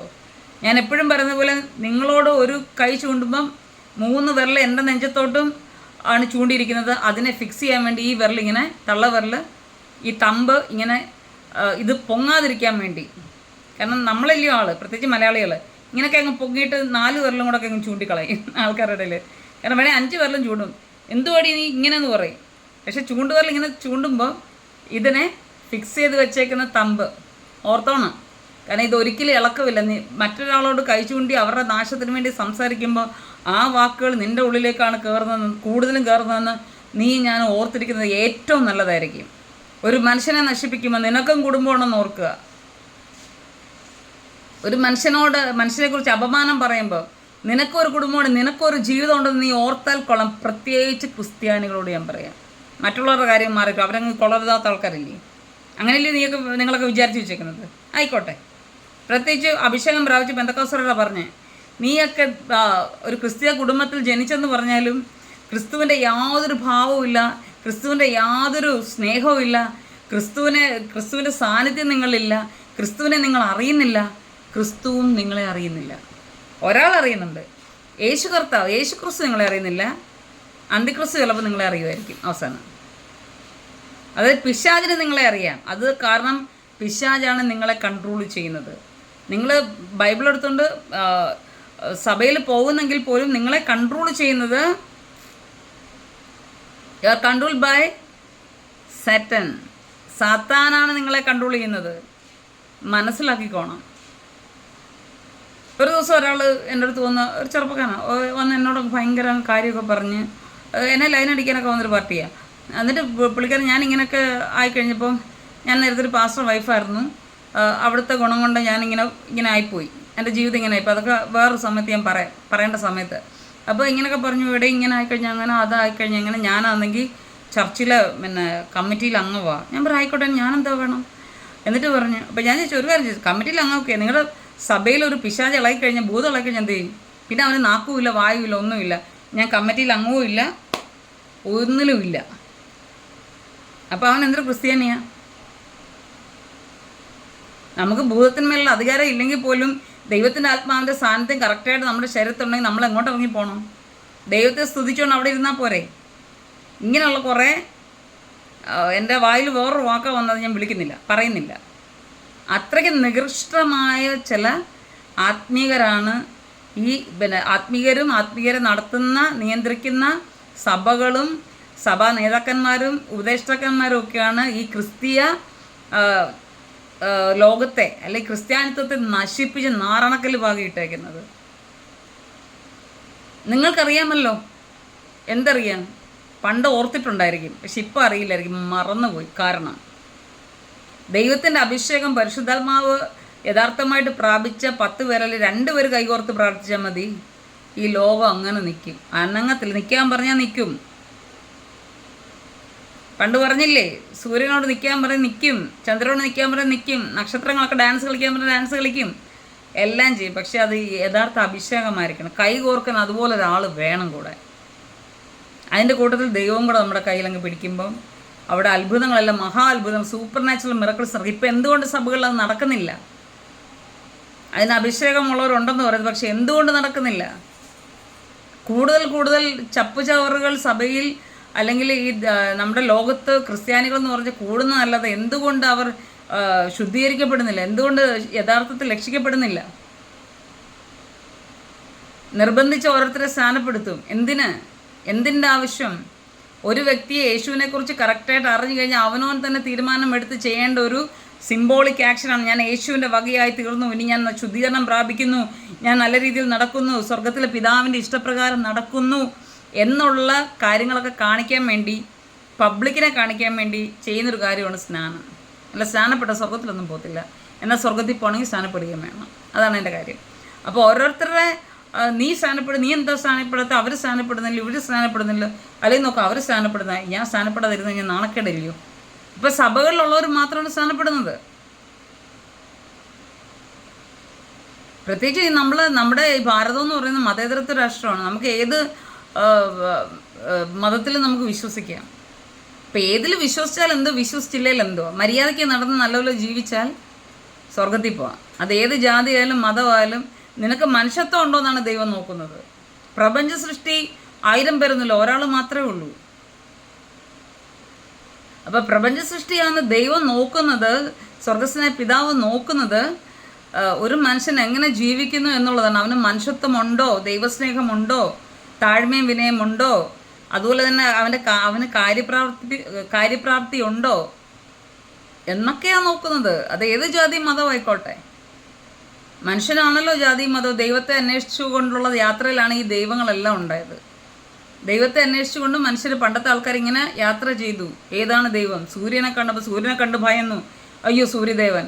അല്ലെങ്കിൽ ചന്ദ്രനെ കണ്ടു പോയെന്നു, അല്ലെങ്കിൽ ചന്ദ്രദേവൻ. അല്ലെങ്കിൽ ഇന്നതിനെ കണ്ടു പോയെന്നു. അതങ്ങനെ ഇവർക്ക് ഭയമാകുന്നത് എല്ലാവരും ദൈവമായി. അങ്ങനെ ഒരു ദൈവത്തിന് വേറെ അനേക ദൈവങ്ങളായി. അത് തന്നെ പൈശാചികമായ കാര്യങ്ങൾ. അതൊക്കെ വേറൊരു സബ്ജക്റ്റാണ്. അത് ഞാൻ പിന്നെ ദൈവം തരുവാണെങ്കിൽ ഞാൻ സംസാരിക്കാം. അപ്പം അങ്ങനെ ദൈവങ്ങളുണ്ടായി. പിന്നെ കയ്യുക്കുള്ളവൻ കാര്യക്കാരെന്ന് പറഞ്ഞു വിട്ട് കുറച്ച് ടീമെല്ലാം കൂടെ വസ്തുവും വകയും വാരിയെടുത്ത് പിന്നെ അതിരും കെട്ടി. അന്ന് മുള്ളുവേലിയൊന്നും ഇല്ലായിരുന്നല്ലോ, എന്തോ കിട്ടിയെന്ന് എനിക്കറിയത്തില്ല. കമ്പും കോലും വെച്ചായിരിക്കും കിട്ടിയത് വേലി. കെട്ടി ഇത് ഞങ്ങളുടേത്. അപ്പോൾ അവരുടെ കൂടെ ഉള്ളവർ ഞങ്ങൾ വേറൊരു ജാതി, അവർക്കൊരു പേരിട്ട്. അപ്പം കൃഷിക്ക് പോകുന്നവർ അവർക്കൊരു പേരിട്ട്. അവർ വെയിലും കൊണ്ട് എല്ലാം കൂടെ കറുത്തുണങ്ങി ഇരുന്ന് അവരെ താണ ജാതിക്കാരായിട്ട് കാണുന്നുണ്ട്. മറ്റെല്ലാം കൂടെ മേലിൽ കയറിയിരുന്നത്. പക്ഷേ സെക്സിൻ്റെ കാര്യത്തിൽ മാത്രം ഒരു വിട്ടുവീഴ്ചയില്ല. താണവനും ഉയർന്നവനും തമ്മിൽ ഒരു വീഴ്ചയില്ല. എപ്പോൾ തോന്നുന്നു അപ്പം ചെയ്യുക എന്നുള്ളതാണ്. താണവൻ്റെ വീട്ടിൽ വലിയവൻ്റെ മക്കളും വലിയവൻ്റെ വീട്ടിൽ താണവൻ്റെ മക്കളും ഉണ്ട്. നിങ്ങൾ കണ്ടിട്ടില്ലേ? താണവരുടെ വീട്ടിൽ ഭയങ്കരമായിട്ട് ബുദ്ധി ജ്ഞാനമുള്ള പിള്ളേരെ കണ്ടില്ലേ? അത് മേലത്തെ ഈ മേലെ വീട്ടിൽ ലക്കിലകാനമില്ലാതെ ഒരു ബോധവും വിവരവും ഇല്ലാത്തൊക്കെ കണ്ടിട്ടില്ലേ? അത് താഴത്തെ കണ്ടേ. അപ്പം ഇങ്ങനെയൊക്കെ ലോകം ഇങ്ങനെ മനുഷ്യരെ ഇതാക്കി പോയെന്നേ ഉള്ളൂ. ദൈവം മനുഷ്യനെ മാത്രമേ സൃഷ്ടിച്ചുള്ളൂ. അത് പറയാനാണ് ഞാൻ വന്നത്. അപ്പം ജാതിക്കും മതത്തിനും വേണ്ടി നമ്മൾ പോരാടേണ്ട ഒരു കാര്യമില്ല. ക്രിസ്ത്യാനിത്വത്തിന് വേണ്ടി ഞാൻ അങ്ങനെ പോരാടത്തൊന്നും, ഞാൻ ഉള്ള കാര്യം പറയുന്നത് മാത്രമേ ഉള്ളൂ. അല്ല ക്രിസ്ത്യാനികൾ മാത്രമേ ഉള്ളൂ, അവർ മാത്രമേ ജയിക്കണം, അവർ മാത്രമേ ഇല്ല. എല്ലാ മനുഷ്യനും ജയിക്കണം. എല്ലാ മനുഷ്യരും ദൈവത്തെ അറിയണം. എല്ലാ മനുഷ്യരും ഈ ജീവിതം കഴിയുമ്പോൾ മരിച്ചു പോകുമ്പോൾ ജയാളികളായിട്ട് പോകണം. എല്ലാവരും സ്വർഗത്തിലേക്ക് പോകണം. പിതാവായ ദൈവത്തിൻ്റെ അടുത്ത് പോകണം. പ്രപഞ്ച സൃഷ്ടിയുടെ അടുത്ത് പോകണം. അത് മാത്രമാണ് ഞാൻ ആഗ്രഹിക്കുന്നത്. ഇപ്പോൾ രാഷ്ട്രീയ പാർട്ടികളുണ്ട്. എല്ലാം അങ്ങോട്ടും ഇങ്ങോട്ടും പോര് വിളിക്കും. ഇന്ന് ഞാൻ നെറ്റിൽ ഒരാൾ കിടന്ന് അങ്ങ് ചങ്ക് പൊട്ടി അങ്ങ് കാര്യം പറഞ്ഞു, ചങ്ക് പൊട്ടി ഇവൻ ചത്തുപോകത്തില്ലെന്ന് ഞാനിങ്ങനെ ആലോചിച്ചു. എന്തിനാണ് ഒരു പാർട്ടിക്ക് വേണ്ടി ഇങ്ങനെ ഒന്ന് ചങ്ക് പൊട്ടുന്നത്? നിനക്ക് എന്തോ ഗുണത്തിനാണ്? അതും വേറെ സബ്ജക്റ്റാണ്. നമുക്ക് ഈ ലോകത്ത് കുറച്ച് നാൾ ജീവിക്കുമ്പോൾ പാർട്ടിയും കാര്യങ്ങളൊക്കെ കൊണ്ട് വോട്ട് ചെയ്യണം, എല്ലാം ഉണ്ട്. അതെല്ലാം നമുക്കൊരു ലിമിറ്റ് വെച്ച് ചെയ്യുക എന്നുള്ളതേ ഉള്ളൂ. അതിനുവേണ്ടി വെട്ടിക്കൊല്ലുക, ഇതിനെല്ലാം ശിക്ഷ ദൈവത്തിൻ്റെ കരങ്ങളിലുണ്ട് എന്നുള്ള കാര്യം നമ്മൾ ആരും മറന്നു പോകരുത്. ഈ നമ്മൾ രാഷ്ട്രീയ പാർട്ടിയിലായാലും മതത്തിൻ്റെ കാര്യത്തിലാണെങ്കിലും കുടുംബത്തിലായാലും സ്വത്തിന് വേണ്ടിയുള്ളതായാലും ഏത് കാര്യത്തിനായാലും ഉള്ള ദുഷ്ടചിന്തകളും ദുഷ്പ്രവൃത്തികളും എല്ലാം ഒരു മനുഷ്യൻ്റെ ജീവൻ എടുക്കാൻ അല്ലെങ്കിൽ മറ്റൊരാളുടെ ജീവൻ എടുക്കാൻ നമുക്ക് അധികാരമില്ല. അപ്പോൾ ഇങ്ങനെ ചെയ്യുന്ന എല്ലാ ദുഷ്ടപ്രവൃത്തികൾക്കും ഇതിനൊരു സമ്മാനമുണ്ട്. സമ്മാനം എന്ന റിവാർഡല്ല, നെഗറ്റീവായിട്ടുള്ളൊരു സമ്മാനം. പാപത്തിൻ്റെ ശമ്പളം മരണം. അതുപോലെ തന്നെ പലവിധമായ ദോഷങ്ങളും ആ ചെയ്ത ആളുടെ കുടുംബത്തിൽ അല്ലെങ്കിൽ തൻ്റെ ജീവിതത്തിൽ താനത് ഫേസ് ചെയ്യേണ്ടി വരും ഈ ലോകത്തിൽ വെച്ച് തന്നെ. ഈ ചെയ്ത ഒരാൾ ഈ ലോകത്തിൽ നിന്ന് വിട്ടുപോലെ തന്നെ അവരുടെ കുടുംബത്തെ ദൈവം തകർത്ത് കളയും. അത് മറക്കാതിരിക്കുക. അപ്പം ഞാൻ പറഞ്ഞത് ഇതാണ് പറയാൻ മെയിനായിട്ട് പോകുന്നത്. നമ്മുടെ ദൈവം തന്നിരിക്കുന്ന നമ്മുടെ വചനം, അപ്പം അതിനനുസരിച്ച് സുവിശേഷമായ യേശു കർത്താവിനെ എങ്ങനെ നമ്മൾ ഉൾക്കൊള്ളണം, എങ്ങനെ നമ്മളത് വ്യാപാരം ചെയ്യണം, അതിനെ നമ്മൾ പ്രവർത്തിക്കണം എന്നുള്ളതാണ് പറഞ്ഞത്. അപ്പോൾ ദൈവരാജ്യം ഇപ്പം ഞാൻ പറഞ്ഞു വന്നത്, ഈ ഭൂമി മുഴുവനും അന്ധകാരത്തിലിരിക്കുകയാണ്. കാരണം പിശാചിൻ്റെ കയ്യിലാണ്, ഇരുട്ടാണവൻ. ദൈവമാണ് വെളിച്ചം. അടുത്തുകൂടാൻ പറ്റാത്ത വെളിച്ചം ദൈവമാണ്, ദൈവം മാത്രമാണ്. പിശാച് ഇരുട്ടാണ്. അപ്പോൾ ആ ഇരുട്ട് കൊണ്ടാണ് ഈ ലോകം നിറഞ്ഞിരിക്കുന്നത്. ഈ ഇരുട്ട് കൊണ്ടാണ് ഈ കാര്യങ്ങളെല്ലാം നെഗറ്റീവായിട്ട് സംഭവിച്ചിരിക്കുന്നത്. മനസ്സിലായല്ലോ? ഈ നെഗറ്റീവായിട്ട് സംഭവിച്ചിരിക്കുന്ന എല്ലാം ഈ ദുഷ്പ്രവൃത്തികൾ, പാപത്തിൻ്റെ പ്രവൃത്തികൾ, ജഡപ്രവൃത്തികൾ, പിന്നെ അനാവശ്യമായ സെക്ഷൽ ജീവിതങ്ങൾ. പലരെ പറ്റി കേൾക്കുക അറിയുകയും ചെയ്യുമ്പോൾ ഒരുവന് തന്നെ എത്ര പെണ്ണുങ്ങളാണെന്നറിയോ? ഒന്നിനെ കളഞ്ഞ് അല്ലെങ്കിൽ കല്യാണം കഴിക്കാമെന്ന് പറഞ്ഞ് കൂടെ താമസിച്ച് അവൻ്റെ കാര്യങ്ങൾ നേടി, പിന്നെ അവിടെ നടത്തതിൽ പോയി ഒരു ജീവിതത്തിൽ 100-ൽ കൂടുതൽ സ്ത്രീകളുമായിട്ട് അല്ലെങ്കിൽ അതിൽ കൂടുതൽ സ്ത്രീകളുമായിട്ടൊക്കെ ബന്ധപ്പെടുമെന്ന് പറഞ്ഞു. ഇവനൊക്കെ ഏതാ? എന്തുകൊണ്ട് ഇവനൊക്കെ ഉണ്ടാക്കിയിരിക്കുന്നത്? ഇവനൊക്കെ ദൈവത്തെ ഭയം ഇല്ലയോ? ഓരോരുത്തരുടെ കാര്യം നേരിട്ട് കണ്ടു പറഞ്ഞൊക്കെ നമ്മൾ ഞെട്ടുവാണ്. നമുക്ക് സെക്ഷൽ അവയവം തന്നിരിക്കുന്ന പറഞ്ഞാൽ കണ്ടെടുത്തെല്ലാം കൊണ്ടിടാൻ ഞാൻ അത്ര മാത്രമേ പറഞ്ഞുള്ളൂ. അത് ചെയ്യാനല്ല, അതിനെല്ലാം ലിമിറ്റുണ്ട്. ഈ ലോകം അതുപോലെ തന്നെ ദൈവത്തിൻ്റെ വചനം പറയല്ലോ, അവലക്ഷണമായ സെക്ഷൽ ജീവിതം, ഹോമോസെക്ഷൽ, ലെസ്ബിയൻസ്, പുരുഷനോടും സ്ത്രീകളോടും. അതുപോലെ ഒരു സ്ത്രീ 5 പുരുഷന്മാരോടും 10 പുരുഷന്മാരോടും ഒരുമിച്ചിരുന്ന് സെക്സ് ചെയ്യുക. ഇതൊക്കെ പിന്നെ കൂട്ടമായിട്ടിരുന്ന് സെക്സ് ചെയ്യുക. അവനവൻ്റെ ശരീരം മറയ്ക്കാനുള്ളതാണ്, മറിച്ച് പ്രദർശിപ്പിക്കാനുള്ള വസ്തുവല്ല നമ്മുടെ ശരീരം. പ്രത്യേകിച്ച് സെക്ഷുവലായിട്ടുള്ള പിന്നെ പ്രൈവസി ആയിട്ട് വെക്കേണ്ടുന്ന കാര്യങ്ങൾ, പ്രൈവറ്റ് പാർട്ടുകൾ, അത് നമുക്ക് പ്രൈവറ്റായിട്ടാണ് നമ്മൾ പിന്നെ വെക്കേണ്ടത്. ഇന്ന് ഫേസ്ബുക്കും ഇതൊക്കെ തുറന്നു നോക്കിയാൽ സ്ത്രീകൾ തന്നെ കാലൊക്കെ വിടർത്തി അവൾക്ക് എന്തൊക്കെ ഉണ്ടെന്നോ എല്ലാം കാണിക്കുക. അവളുടെ തന്ത കാണുന്നെന്നോ, തള്ള കാണുന്നോ, സഹോദരങ്ങൾ കാണുന്നെന്നോ, അല്ലെങ്കിൽ അവൾക്കുണ്ടായ മക്കൾ കാണുന്നെന്നോ ഒന്നും ഇതില്ല. ചില ഭർത്താക്കന്മാർ അതിന് കൂട്ടുവാണ്. കാരണം അവർക്ക് പൈസ മതി, എന്ത് കാണിച്ചാൽ ഒരു പൈസ ഉണ്ടാക്കും, ഫെയിം ആകണം. അത് കാണാൻ കുറേ ചെറ്റകളുമുണ്ട്. അതെല്ലാം കണ്ട് കുത്തളയിട്ടാണ് ബാക്കിയുള്ളവർ രാത്രി കാലങ്ങളിൽ തന്നെ കിടന്ന് വിളിക്കുന്നത്. ഈ എന്നെ സംബന്ധിച്ച് നിങ്ങളറിയാം, ഒരു സൈഡ് തളർന്നു പോയി. അതിപ്പോൾ ശരിയായി വന്നപ്പോൾ എനിക്ക് ഹാർട്ട് അറ്റാക്ക് വന്നു. ഇങ്ങനെയൊക്കെ ഇരിക്കുന്നത്. ഞാൻ ഉറക്കമൊന്നുമില്ല, പലപ്പോഴും ഉറങ്ങത്തൊന്നുമില്ല. അപ്പോഴേ യൂട്യൂബ് എന്തെങ്കിലും കണ്ടുകൊണ്ടിരിക്കുക. അപ്പോൾ ഈ പച്ച കത്തി കിടക്കുന്ന കാണുമ്പോൾ ഇവന്മാർക്ക് സോക്കേടാ. രാത്രിക്ക് 1 മണിക്ക് 2 മണിക്ക് കണക്കിൽ കറാന്ന് വിളിച്ച് ഞാൻ ഓരോരുത്തരെ ഞാൻ ചീത്ത വിളിച്ച്. പച്ച കുത്തി കിടക്കുക. അല്ലെങ്കിൽ മെസ്സഞ്ചറിൽ ചോദിക്കാം, ഹലോ എന്ന് വിളിക്കാം. ആവശ്യമുള്ളവർ അവിടെ പോയി ഹായ് പറയാം, ഹലോ പറയാം, അല്ലെങ്കിൽ ബാക്കിയുള്ള കാര്യങ്ങൾ ചെയ്യും. എന്തിനാണ് സ്ത്രീകളെ രാത്രി ഇവർ ഫോണിൽ വിളിക്കുന്നത്? അതിൻ്റെ ആവശ്യം എന്താണ്? ഞാൻ പറഞ്ഞു ഇതിനൊക്കെതിരെ കേസ് എടുക്കണം. വലിയ കാര്യങ്ങളാണല്ലോ. ഒരു ചെറിയൊരു വീഡിയോ ഇട്ടുകൊണ്ടാൽ പോലെ ഗ്രാഫിക്കാന്നും പറഞ്ഞാൽ അവർ എടുക്കത്തില്ല. തുണിയില്ലാതെ എല്ലാം കാണിച്ചുകൊണ്ട് ഇട്ട് കഴിഞ്ഞാൽ അവർക്ക് ഒരു കുഴപ്പമില്ല. ഫേസ്ബുക്കുകാർക്കൊന്നും സോഷ്യൽ മീഡിയക്കൊന്നും ഒരു കുഴപ്പമില്ല. അപ്പോൾ ഈ ഞാൻ പറഞ്ഞു തന്നത് ഈ ഭൂമിയിലുള്ള മനുഷ്യരും പാപത്തിൽ കിടക്കാണ്, പാപത്തിൽ അഴുക്കിൽ കിടന്നാടുകയാണ്. എൻ്റെ ജീവിതത്തിൽ തെറ്റുകൾ വന്നിട്ടില്ല, ഞാൻ ഒരിക്കലും പറഞ്ഞിട്ടില്ല. നിങ്ങളെപ്പോലെ ഉള്ളൊരു മനുഷ്യജീവി തന്നെയാണ് ഞാനും. ദൈവം കാത്തു പരിപാലിക്കുന്നതുകൊണ്ട് മാത്രമാണ് ഇന്ന് നിങ്ങളുടെ മുൻപിലിരുന്ന് ഇങ്ങനെ സംസാരിക്കാനും ഇത്രത്തോളം ജീവനോടെ ഇരിപ്പാനൊക്കെ ദൈവം സഹായിക്കുന്നത്. അതിൻ്റെ മഹത്വം ദൈവത്തിനാണ്. എൻ്റെ അപ്പനാണ്, ഡാഡി സ്വർഗസ്വ പിതാവിനാണ്. യേശു കർത്താവ് എൻ്റെ ഉള്ളിലുണ്ട്. പരിശുദ്ധാത്മ നയിക്കുന്നതുകൊണ്ടാണ് അത് സംഭവിക്കുന്നത്. അപ്പോൾ ഈ ലോകം മുഴുവൻ ഇരുട്ടിലാണ്, സാത്താൻ്റെ പിടിയിലാണ്. അപ്പോൾ ഈ സാത്താൻ്റെ പിടിയിൽ നിന്ന് മനുഷ്യനെ രക്ഷിക്കാൻ വേണ്ടിയാണ്, അവരുടെ പാപങ്ങളെ മോചിക്കാൻ വേണ്ടിയാണ്, അവരുടെ മരണത്തെ മാറ്റുവാൻ വേണ്ടിയാണ്, എല്ലാത്തിനുമാണ് യേശു കർത്താവ് വന്നത്. ഈ മരണം എന്ന് പറയുമ്പോൾ നമ്മുടെ ഈ ശരീരത്തിൽ നമ്മൾ വിട്ടുപോകുന്ന ഒന്നാം മരണത്തെക്കുറിച്ചല്ല ഞാൻ പറഞ്ഞത്, രണ്ടാം മരണം. കാരണം നമ്മൾ തെറ്റ് ചെയ്തിട്ട് തീപ്പൊയ്കയിൽ കിടന്ന് ചാവാൻ കിടക്കുന്ന ആ ഒരു സ്ഥാനത്തിൽ നമ്മളെ ദൈവം യേശു കർത്താവ് തൻ്റെ ജീവിതത്തിൽ കൂടി, യാഗത്തിൽ കൂടി, എല്ലാത്തിൽ കൂടി ദൈവം നമ്മളെ രക്ഷിച്ചു വെച്ചേക്കാണ്. ഇപ്പം നമ്മൾ എന്താ ചെയ്യുന്നത്? യേശു കർത്താവിൽ കൂടി ഇതെല്ലാം പഠിച്ച് യേശു കർത്താവ് പറയും ദൈവത്തിൻ്റെ രാജ്യം വരണം. കാരണം ഭൂമി ദൈവത്തിൻ്റെതാണ്. ഈ ഭൂമി ദൈവത്തിൻ്റെതാകുമ്പോൾ ഇതിലേക്ക്, ഈ ഭൂമിയിലേക്ക് ദൈവം ഇറങ്ങി, ദൈവത്തിൻ്റെ കയ്യിൽ ഇത് ഭരണം തിരിച്ചു കിട്ടണം. അപ്പോൾ അതിനെന്താ ചെയ്യേണ്ടുന്നത്? യേശു കർത്താവ് നമുക്ക് വേണ്ടി ഇതെല്ലാം സഹിച്ച് നമുക്ക് അതിന് വേണ്ടി എല്ലാ വഴികളും തുറന്നു വെച്ചിട്ടാണ് യേശു പിതാവിൻ്റെ അരികിലേക്ക് കയറിപ്പോയത്. അപ്പോൾ ഇനി നമ്മൾ എന്ത് ചെയ്യണം? നമ്മൾ യേശു കർത്താവിൽ നിന്ന് പഠിച്ചത് ദൈവത്തിൻ്റെ പിതാവിൻ്റെ ഇഷ്ടം ശുദ്ധീകരണമാണ് നമ്മുടെ. അപ്പോൾ നമ്മൾ ദൈവത്തിൻ്റെ യേശുവിൻ്റെ രക്തത്താൽ സ്വർഗ്ഗിനെ ശുദ്ധീകരിക്കപ്പെട്ട് ദൈവത്തിൻ്റെ വചനത്താൽ എല്ലാ രീതിയിലും നമ്മൾ ശുദ്ധീകരിക്കപ്പെട്ട് ദൈവരാജ്യത്തിന് വേണ്ടി നമ്മൾ കാത്തിരിക്കണം, അതിനുവേണ്ടി പ്രവർത്തിക്കണം, മറ്റുള്ളവരെ നേടണം. കാരണം ആരും നശിച്ചു പോകാനിടയാവരുത്. ഈ ജാതി മതമൊന്നും അവസാനം കാണില്ല. മനുഷ്യനായിട്ട് മാത്രമേ കാണൂ. ആ ന്യായവിധി സമയത്തൊന്നും ഇന്ന ജാതിയിൽ നിന്ന് ആൾ വരട്ടെ, ഇന്ന സഭയിൽ നിന്ന് ആൾ വരട്ടെ എന്നൊന്നുമല്ല. ദൈവത്തിന് മുമ്പിൽ എല്ലാവരും ഒരുപോലെ നിന്നേ പറ്റൂ. പ്രപഞ്ച സൃഷ്ടാവ് ഒന്നേ ഉള്ളൂ. അപ്പോൾ നമ്മൾ ചെയ്യേണ്ടത് എന്താ? അപ്പോൾ യേശു കർത്താവിന് പഠിച്ചത്, ഇപ്പോൾ മനസ്സാൽപ്പെട്ട് സ്നാനപ്പെട്ട് രക്ഷിക്കപ്പെട്ട് ഇതെല്ലാം ചെയ്ത് യേശുവിനെ സ്നേഹിച്ച് യേശുവിനെ സ്തുതിച്ചും ഇതെല്ലാം ഇതിൻ്റെ ടൂൾസ് മാത്രമാണ്.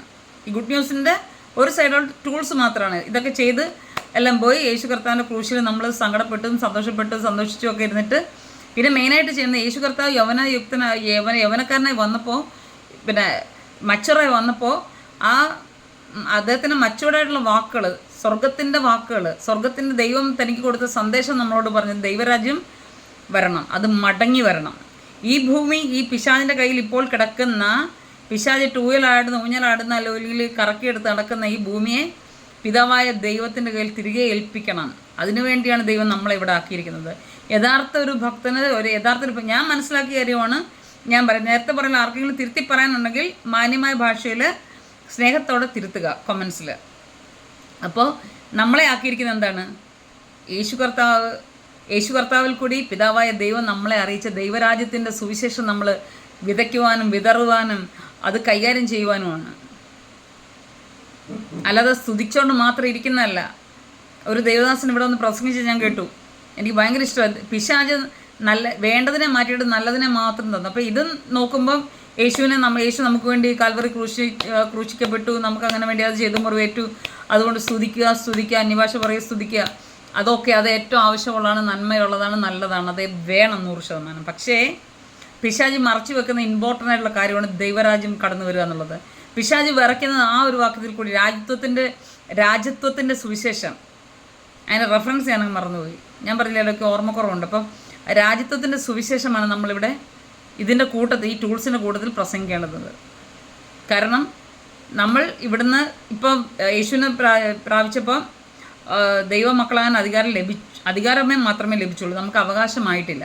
അപ്പോൾ ഈ ലോകത്തുനിന്ന് ഈ ദൈവത്തിൻ്റെ ഹിതപ്രകാരമുള്ള ദൈവരാജ്യത്തിൻ്റെ സുവിശേഷവും അതെല്ലാ രീതിയിൽ നമ്മൾ ശുദ്ധീകരണം പ്രാപിച്ച് ദൈവത്തിന് ഇഷ്ടമുള്ളവരെ മരണത്തിൽ കൂടി നമ്മൾ അവിടെ ചെല്ലുമ്പോൾ മാത്രമാണ് നമ്മൾ ജയിക്കുന്നതും നമുക്ക് ദൈവത്തിൻ്റെ മക്കളാകാനുള്ള, മകനും മകളാകാനുള്ള അവകാശം കറക്റ്റായിട്ട് ഫൈനലി കിട്ടുന്നത് അവിടെ മാത്രമാണ്. അപ്പോൾ ഈ ലോകത്തിൽ കിടന്ന് ഈ മന്ത്രവാദം ചെയ്തിട്ടും മന്ത്രക്കളി കളിച്ചിട്ടും ചാടിച്ചിട്ടും ഷോ ഓഫ് ചെയ്തിട്ടും തുള്ളിച്ചാടിയിട്ടും ഒന്നും ഒരു കാര്യമില്ല. അപ്പോൾ നമ്മൾ ഏത് റൂട്ടിലാണ് നമ്മൾ പിടിക്കേണ്ടതെന്ന് ആ റൂട്ടിൽ പിടിച്ച് കയറിയെങ്കിലേ നമുക്ക് കറക്റ്റായിട്ടുള്ള സ്ഥലത്ത് എത്താൻ പറ്റത്തുള്ളൂ. അല്ലെ അതുവഴി പോയി നോക്കാം. ചിലർ പറയത്തില്ലേ അവിടെ ഒരു ഇടവഴിയുണ്ട്, അതിൽ കൂടെ പോയാലും അവിടെ എത്തുമെന്ന് എനിക്ക് തോന്നുന്നു, നമുക്ക് അതുവഴി ഒന്ന് പോയി നോക്കാം എന്നുള്ള കുറേ ബൈ റൂട്ട്സാണ് ഇപ്പോൾ ഓരോ ആൾക്കാർ ചെയ്യുന്നതും നാശത്തിലേക്ക് പോകുന്നത്. മരിച്ചു കഴിഞ്ഞിട്ട് തിരിച്ചു വന്ന് വീണ്ടും ജീവിച്ച് നല്ല രീതിയിൽ ദൈവത്തിന് പിതാവായ ദൈവത്തിന് ഇഷ്ടപ്രകാരം ജീവിച്ചിട്ട് തിരിച്ചു പോകാൻ നമുക്ക് പറ്റത്തില്ല. അപ്പം നമ്മൾ ജീവിച്ചിരിക്കുമ്പോൾ തന്നെ നമ്മളത് ചെയ്യുക എന്നുള്ളതാണ്. ഇപ്പോൾ ലോങ് വീഡിയോ ആയിട്ട് വന്നേക്കാണ്. ലോങ് വീഡിയോസാണ് എന്നോട് ആൾക്കാർ ചോദിക്കുന്നത്.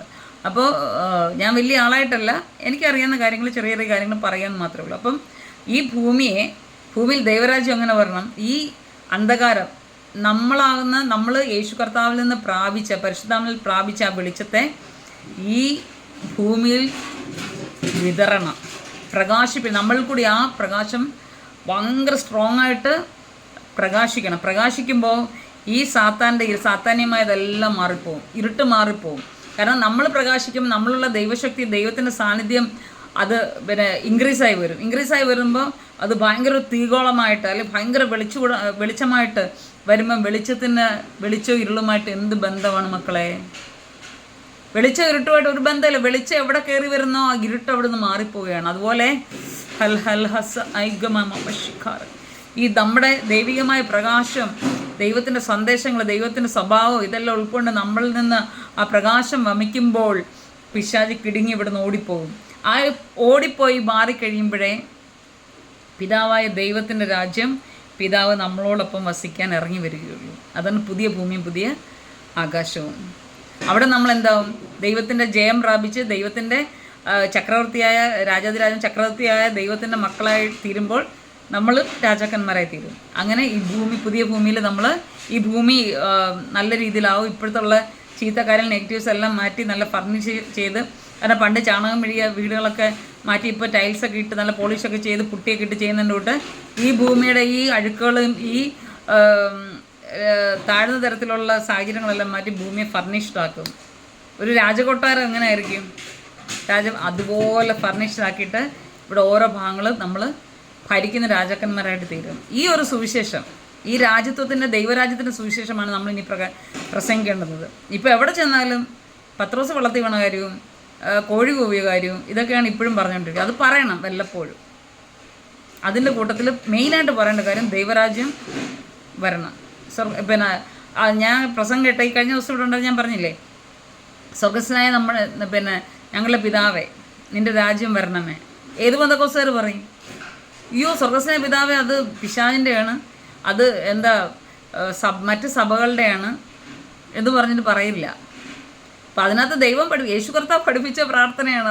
അതാണ് അതിൻ്റെ സത്തെന്ന് പറഞ്ഞ ദൈവരാജ്യത്തിൻ്റെ സുവിശേഷത്തിൻ്റെ സത്തെന്ന് പറഞ്ഞ സംഭവമാണ് ശിഷ്യന്മാരെ ദൈവം യേശു പഠിപ്പിച്ച പ്രാർത്ഥന. നീ ഉണ്ടാക്കി പ്രാർത്ഥിക്കണം, അത് മാത്രം പ്രാർത്ഥിച്ചാൽ നീ രക്ഷപ്പെടും, ആത്മാർത്ഥമായിട്ട് പ്രാർത്ഥിക്കുന്നെങ്കിൽ. കാരണം യേശു കർത്താവ് ഇതെല്ലാം കൂടെ ഇല്ല, ഈ ചില മരുന്നുകളൊക്കെ ഉണ്ടല്ലോ, വെൽ പ്രൊഡക്റ്റൊക്കെ, ഈ ഇത്രയും 16 പഴങ്ങളുടെ എക്സ്ട്രാക്റ്റാണ്, ജ്യൂസ് എടുത്തിട്ടാണ്, മിക്സ് ചെയ്തതാണ്, അല്ലെങ്കിൽ 25 പഴങ്ങളുടെ ഭയങ്കര ഇതായിട്ടുള്ള അത് ഇത്രയും രോഗങ്ങൾക്ക് കൊള്ളാം എന്നൊക്കെ പറയുന്ന പോലെ എല്ലാത്തിൽ നിന്നുള്ള നല്ലതിൻ്റെ ദൈവരാജ്യത്തിൻ്റെ ഒരു എക്സ്ട്രാക്റ്റ് ഇതാണ്, സാധനമാണ്. യേശു ഈ ഭൂമിയിലായിരിക്കുമ്പോൾ തൻ്റെ ശിഷ്യന്മാരെ പഠിപ്പിച്ച പ്രാർത്ഥന. അപ്പം നമുക്കും പ്രാർത്ഥിക്കാം. അതുപോലെ ദൈവത്തിൻ്റെ വചനത്തെ കൂട്ടിക്കളയരുത്. പിതാവിൻ്റെയും പുത്രൻ്റെയും പരിശുദ്ധാത്മാവിൻ്റെ നാമം, അതാണ് ദൈവം പഠിപ്പിച്ചത്. മറ്റ് നാമങ്ങൾ അതും ഇതും എന്നൊക്കെ പറഞ്ഞ് ഇനിയും ദൈവത്തെ ഓർത്ത് മറ്റുള്ളവരെ വഴി തെറ്റിക്കരുത്. നിങ്ങളോ പഠിപ്പിക്കുന്നവരോ സ്വർഗത്തിൽ പോകത്തില്ല, ഈ വരുന്നവരെയും കൂടെ സ്വർഗത്തിൽ വിടാതിരിക്കാനുള്ള പരിപാടി ചെയ്താൽ നിങ്ങൾക്കും നിങ്ങളുടെ കുടുംബത്തിനും നാശം മാത്രമേ ദൈവം തരുള്ളൂ. അപ്പോൾ നമ്മളിത് മനസ്സിലാക്കി കഴിഞ്ഞവർ, മനസ്സിലാക്കാത്തവരെ കുറിച്ച് പറഞ്ഞിട്ട് കാര്യമില്ല, മനസ്സിലാക്കി കഴിഞ്ഞവർ ഈ ഒരു ദൈവരാജ്യത്തിൻ്റെ സുവിശേഷം നമ്മൾ പ്രചരിപ്പിക്കുക. എല്ലാ മനുഷ്യരും, ഞാൻ പറയില്ല, ദൈവത്തിന് മുമ്പിൽ ലാസ്റ്റ് ചെയ്യാൻ നിൽക്കുമ്പോൾ, ജഡ്ജ്മെൻറ്റ് അല്ലെങ്കിൽ ന്യായവിധിക്കാൻ നിൽക്കുമ്പോൾ, അല്ലെങ്കിൽ ദൈവത്തിന് മുമ്പിൽ നിൽക്കുമ്പോൾ ജാതിയും മതമൊന്നും തുടങ്ങില്ല. മനുഷ്യനായിട്ട്. ഇപ്പോൾ ജാതികൾക്ക് വേറൊരു ജഡ്ജ്മെൻ്റ് ഉണ്ടെന്നൊക്കെ ചിലർ പറയുന്നത് കേട്ടെ, എനിക്ക് അതിനെപ്പറ്റി അറിയില്ല. അതെന്തായാലും അങ്ങനെ ആയിരിക്കും, കാരണം പിന്നെ അവർ യേശു കർത്താവിനെ കൂടുതൽ അറിയുന്നില്ലല്ലോ, അതുകൊണ്ട്.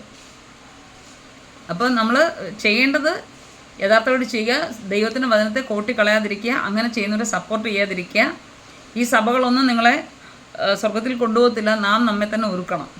ഈ ദൈവവചനം പ്രസംഗിക്കുന്ന ആൾക്കാരെ നമ്മൾ ബഹുമാനിക്കണം, അതൊക്കെ ചെയ്യണം. പക്ഷേ അവർ പറയുന്ന എല്ലാ കാര്യത്തിനും സ്തോത്രം പറയാനും പിന്നെ എല്ലാത്തിനും അവരുടെ കൈ തല വെപ്പിക്കാനൊന്നും പോകാതിരിക്കുന്ന ഏറ്റവും ബെസ്റ്റ്. കാരണം ഇന്ന് കൂടുതലുള്ള ദുരുപദേശകന്മാരാണ്. ദുരുപദേശം എങ്ങനെ അവരുടെ ഉള്ളിൽ വന്നു, ഈ ദൈവരാജ്യത്തെ ഒഴിവാക്കിക്കൊണ്ട് പ്രസംഗിക്കുന്ന എല്ലാം ദുരുപദേശമാണ്. ആ ദുരുപദേശം പ്രസംഗിക്കുന്ന ഒരാളുടെ ഹൃദയത്തിൽ ആരാണുള്ളത്? യേശു അല്ലുള്ളത്?